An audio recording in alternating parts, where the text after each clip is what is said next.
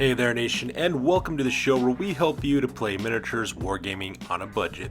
It is I, Commander Cheapskate, and we are back in another episode of Way of the Underhive. This series is dedicated to helping brand new players to Necromunda build their starting rosters and learn more about the game mechanics of their favorite gangs. And on this episode we will discuss a criminal alliance with the Rogue Factoria. We will discuss their strengths, their weaknesses, their fighters, their playstyle, and provide critical information that you can use in your future campaigns. So that being said, let's go ahead and talk about exactly what you can expect when making a criminal alliance with the Rogue Factoria. So first of all, let's go ahead and talk about the positive impact on campaign play when you make a criminal alliance with Rogue Factoria. First of all, you benefit from the banded part rules, which basically means you get all the benefits and none of the negatives of taking extra fighters. Not to mention, whenever you make an alliance with the Rogue Factoria, you do get an access to the worker gang entourage, and the entourages usually have bodyguards. This helps keep the leader of your criminal alliance alive from harm, which makes them pretty good for getting things done, at the same time maintaining a healthy alliance with the Rogue Factoria. At the same way, making a criminal alliance is also a good way to balance out numbers in the scenario. They don't take up any crew slots, so bringing experienced fighters with better equipment and better special rules without impacting your crew sizes is always a good thing, regardless of what they actually have. However, there are some negative impacts on campaign play when you make a criminal alliance with the Rogue Factoria. First of all, you have to be an outlaw gang. So if you do have a situation where you have law-abiding and outlaw statuses in your campaigns, the only way you can make an alliance with the Rogue Factoria is by being an outlaw. That's the only way you can do it. Now, that's also some good news and bad news. Like, for example, if you are an outlaw gang, you can, of course, get your law-abiding status back, and you can make other alliances later on. However, let's pretend that you're a gang that is constantly on an outlaw basis, and no matter what you do, you can't get rid of your outlaw status. Gangs like Redemptionists and Cold Grinder cults, for example. If that happens, that's not a problem because you can make this really good alliance with the Rogue Factoria and help you out. So because of that, for those of you guys who are stuck with outlaw statuses, you do have to, that is a nice part about making a criminal alliance. At the same time though, your criminal alliance can easily be broken with things like guard duty, ties, as well as drawbacks. Guard duty limits the types of scenarios you can play by making you play specific scenarios where you might be at a disadvantage. Ties can cut into your resources such as money, territory, reputation, etc. And of course, you also have drawbacks that could have some serious implications for your gang. Either they can delete fighters or really cut into your resources really badly. And of course, if you break the alliance, they could have some negative impacts because of that. So now that we're done talking about the positive and negative impact on campaign play, let's go and talk about the tactical and strategic assets that Rogue Factoria brings to your gang. So whenever we look at an alliance, regardless it's a guild alliance, a noble house alliance, or a criminal alliance, we basically took a look at two things. We look at tactical assets as well as strategic assets. Tactical assets are game mechanics that affect individuals or combat on the battlefield. These are game mechanics that are going to actually affect your day-to-day battles on the tabletop in a Necromunda campaign. You actually see this with your fighters on the tabletop. Meanwhile, strategic assets, however, are game mechanics that impact a gang during the course of a campaign. So this mainly affects you the things like the pre as well as the post-battle setup. Also talks about your campaign overall, whether it's affecting your territories, your reputation, or in many cases income. So because of that, these are two things you got to consider when you ever make an alliance of any sort, whether it be a guild alliance, a criminal alliance, or a noble house alliance. Now in this case, the Rogue Factoria is actually a really poor tactical asset. And the reason why it's a poor tactical asset is because the fighter it provides is with its entourage on the battlefield. The Rogue Factoria work gang is very wanting. They don't have really much of anything going on for these guys. However, there is a flip side to that. The Rogue Factoria, however, is an excellent strategic asset because it helps the host gang to purchase counterfeit weapons.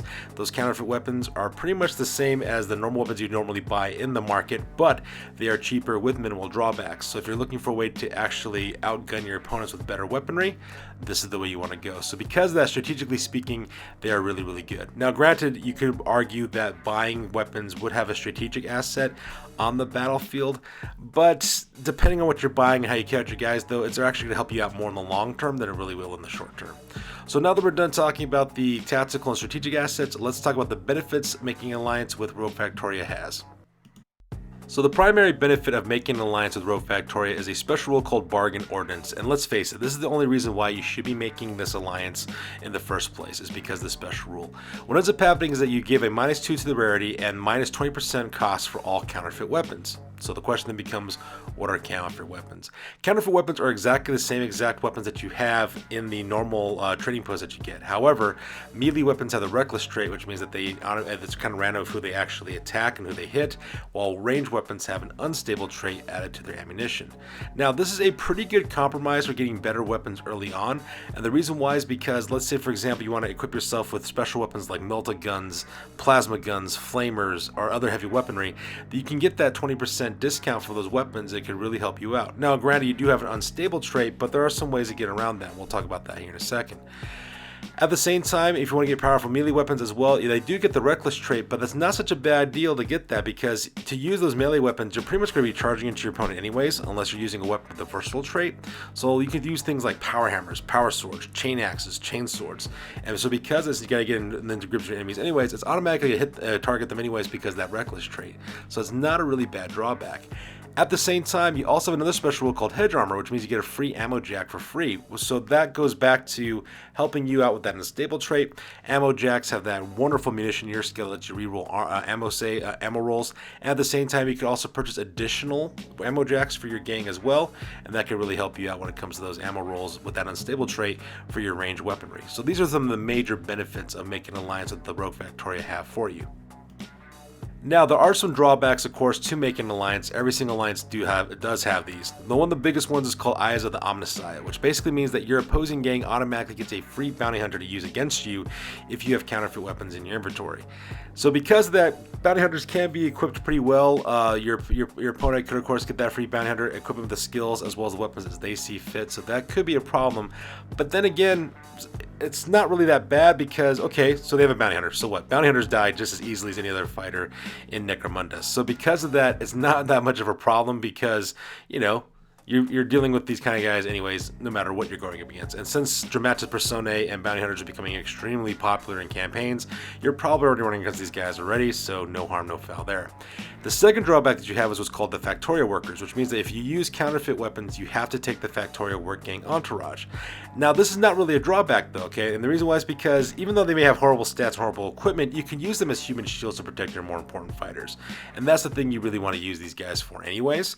So it's not really a drawback because that means you automatically get to bring additional fighters to battle, so that's always a good thing, even if they're really horrible with stats and have horrible equipment. And speaking of which, let's go ahead and talk about exactly what you can expect from the Factoria work gang. Alright, so let's go ahead and talk about the Factoria work gang real quick. Now, the nice thing about the Factoria work gang, it's actually one of the largest entourages that you actually get. You actually get 5 fighters. You get the Factoria Overseer, a work party boss, as well as 3 Factoria workers. So let's go ahead and talk about the Factoria Overseer. This is going to be the leader of your guys' alliance, and this is the guy you want to keep alive at all costs because if this guy gets killed or taken out of action, it could break your alliance. So for this guy's stats, he's got pretty mediocre stats. He's got a movement of 4 inches, he's got a 4+ weapon skill, 3+ ballistic skill. He's got 3 strength, 3 toughness, 2 wounds. He has 4 initiative, 2 attacks. He's got 8+ leadership, 7+ cool, 6+ willpower, as well as 6+ intelligence. Now, as for his equipment, he has a combat pistol, which is a combination of auto pistol with a plasma pistol, which is kind of nice. He's also got a shock baton, so really good there. He's also got mesh armor as well. So when it comes to his equipment, you would think this guy is kit out for close combat, but you really don't want to use him for that because he is kind of fragile, and you want to make sure this guy stays alive. At the same time, when it comes with his skills, he comes with 2 different skills. He comes with the Overseer skill as well as a Commanding Presence skill, which makes him a solid leadership support character for his Factoria work gang. So when it comes to using the Factoria Overseer, you really don't want to put this guy into combat as much as possible. The reason why is because you want to keep this guy alive, so that way your alliance is still good. He does have a powerful close combat weapon in case he gets charged against, which comes in the form of the shock baton, and he also has really powerful shooting for close range with the auto pistol and the plasma pistol combination for the combat pistol. But you should be using those things for defensive reasons only. If you're sending in your Overseer into close combat, you've done something really, really wrong. Now, he does come with the Overseer ability, which is great, which means that he can actually nominate different fighters to do double sets of activations. But that's not really going to help you out, though. And the reason why is because when we talk about the stats of the work party boss as well as the Factoria worker, you realize you don't want to do activation of those guys. It's horrible. But the Commanding Presence ability, though, is definitely what you want to use because that way you can activate all of his Factoria workers or his work party boss and like another 2 Factoria workers. It's only nothing but good for that part. So doing those group activation with his work gang is going to be something you want to use and spam a lot with these guys. Alright, the next guy you have in this alliance is what's called the Work Party Boss. Now this guy's stats are absolutely atrocious. Let's go ahead and talk about him real quick. He's got a 4-inch movement, 5+ weapon skill, he's got a 4+ ballista skill, he's got 2 strength, 3 toughness, 1 wound, 4+ for initiative, 1 attack. He's got 7 leadership, 6 cool, 6 willpower, as well as 6 intelligence. So like I said, that horrible 5 of weapon skill and 2 strength makes him a pretty bad fighter in terms of stats. Now, on the flip side though, he does have some pretty decent gear. He's got a last pistol for his close to medium range shooting. He's also got a shock whip, which you guys use the first little trait to do in close combat with. He's also comes with mesh armor. The only problem is that his stats are horrible. So because of that, he's got good gear, but his stats aren't really reflective of that. So what you want to do with the Work Party Boss is you really don't want to commit this guy to anything. You want to use him for one thing and one thing only, and use him as a human shield for the Factoria Overseer. If the Factoria Overseer gets taken out, the Factoria Work Gang, basically they're done. They haley on and they escape, so they won't be able to help you out with that. However though, by using the Work Party Boss as a human shield for the Factoria Overseer, that's going to make sure that that fighter stays alive, and actually that leader of this entourage can also net you up those benefits you get from making this criminal alliance. So because of that, the Work Party Boss, that's all he's good for, is to soak up wounds. And speaking of soaking up wounds, we also have the Factoria Workers. You actually get 3 of these guys in this entourage. So let's talk about their stats real quick. And they're pretty bad. They have a 4-inch movement, they have 5+ weapon skill and ballista skill, they have 3 strength and toughness, 1 wound, 4+ initiative, 1 attack. They have 8+ for leadership, cool, willpower, as well as intelligence. So these guys have horrible stats. Plus when it comes to weapon, you do have reclaimed auto guns with fighting knives. So because of that, when you take their terrible stats with the terrible weapons they're taking, it's a really bad combination. However though, that is perfectly fine. And the reason why is because you want to use them as human shields to protect your more valuable fighters.